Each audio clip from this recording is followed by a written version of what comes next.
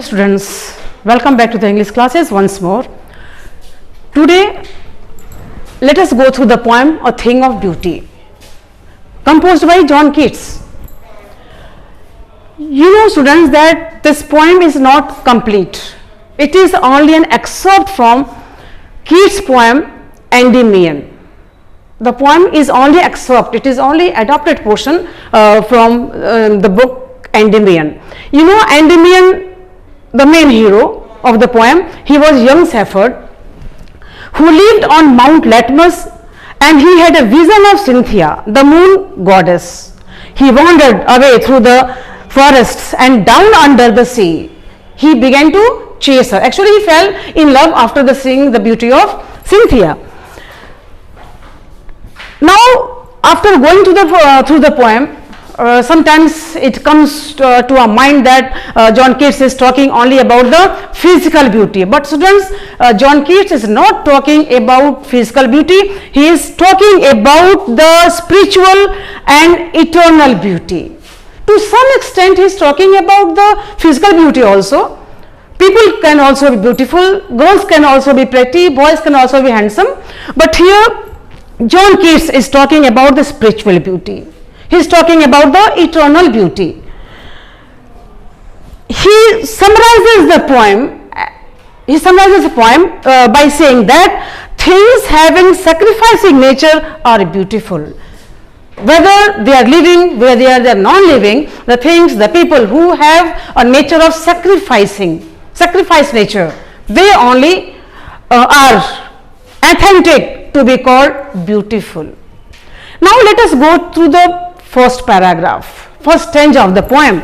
A thing of beauty is joy forever. Its loveliness increases, it will never pass into nothingness.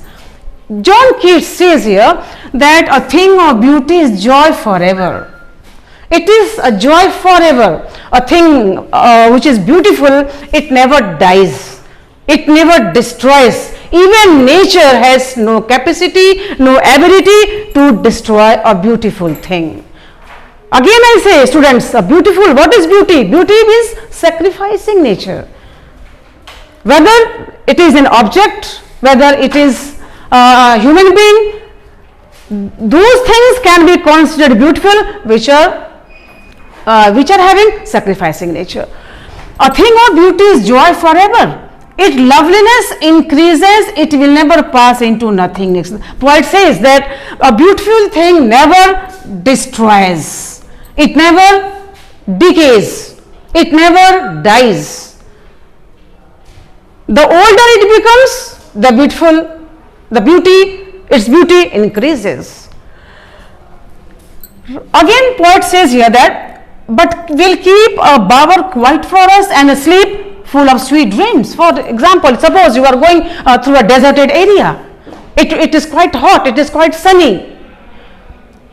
You long for a shady area. You long for bower, but students, bower means a cluster of trees, the shade of the cluster of trees. So you need a bower, you need a shady place, and you take shelter there. But we make bower quiet for us. It gives you. This bower is beautiful. Keats says the bower is beautiful because it provides you shady area, a shady place. So the cluster of trees are beautiful. Cluster of trees are beautiful because they provide you shade and a sleep full of sweet dreams. You sleep peacefully, you have a sweet dream, you feel healthy, and you breathe properly. Actually, when you are coming from a deserted area, you feel quite embarrassed, you feel quite tired. In that case, whatever the thing of beauty the cluster provide you, that is quite breathing and that is quite soothing. So Keats says that the cluster of trees, the bower is also beautiful. Again I want to remind you, the things having sacrificing nature, whether they are alive or whether they are dead, even they are dead, but when they have the utility, when they give utility to the people, they are beautiful. Therefore, on every morrow are we reading a flowery band to bind us to earth. Now Keats again says here that the flowers are beautiful. Students, the flowers are not beautiful because they are just cast to the god and goddesses. Because a beloved gives to her lover. Because flowers are beautiful, because they are wreathed in a band, different different color, different size of flowers are connected in a band, and they are the symbol of unity in diversity. They show us that there should be combination, there should be unity, there should be no differences in caste, color, creed, religion, and so on. So the flowers are beautiful because they give the lesson of unity in diversity. They are not beautiful after smell, and because they are offered to gods. Therefore, on every morrow, but students, morrow means next day, morning. Morrow means next day, that is morning. Therefore, on every morrow are we wreathing to connect the flowers in a garland. A flowery band to bind us to earth. This garland teaches us unity in diversity. Different castes, different culture, different traditions, different civilization coming into one, giving a whole. So the flowers are beautiful. In spite of despondence, despondence means hopelessness. Despondence means hopelessness. In spite of despondence of the inhuman dearth, students, dearth means lackness, scarcity, lackness. Keats says that there is hopelessness on this earth.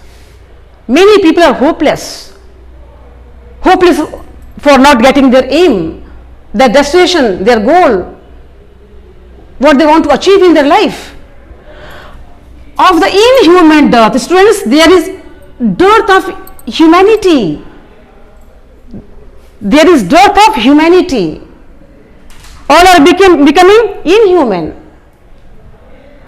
He says that in spite of dearth of inhumanity and of a noble nature, there are several people who are not having noble nature.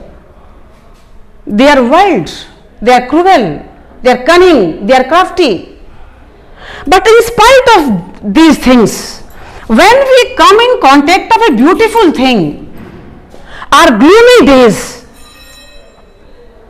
are washed away.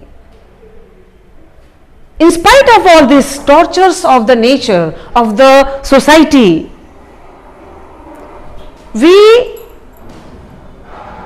wash away all these things. Let us go once more with this line. A flowery band to bind us to the earth in spite of despondence of the inhuman dearth. Dearth, again I want to say here, lackness, scarcity. So there is a scarcity of humanity, of noble natures. They are rare species of noble character. And our life is full of gloom, gloomy days, gloomy, dark, sorrow, painful, gloomy days. Of all the unhealthy and over darkened ways, students, our ways are over darkened. We have not a certain future. Nobody knows the future, what is going to be. All the unhealthy, our ways, our paths are unhealthy and are darkened. There is no certainty of future here. Made for our searching, but in spite of these things, we make a search. We search our future. We search our goal. We search our destination and aim of life. Of all the unhealthy and over darkened ways made for our searching, yes, in spite of all, some shape of beauty moves away the pall from our dark spirits. Pall means covering. Pall here stands for covering. But when we come in contact with a beautiful thing, whether beautiful Again I want to tell you, whatever, pebble can also be beautiful. Moon is also beautiful. Ponds is also beautiful. Whatever has a sacrificing nature, we live for others, and we should live for others. In that case only the things can be authentic as beautiful. He says, John Keats says, in spite of all this torture and sufferings we face in our life, if we come in contact of a beautiful thing, that tortures, that sorrows are washed away, wiped away from our life, and we feel again peaceful, cool and quiet. Now students, go through this stanza, and the next stanza I will explain you in the second meeting. Till then, thank you.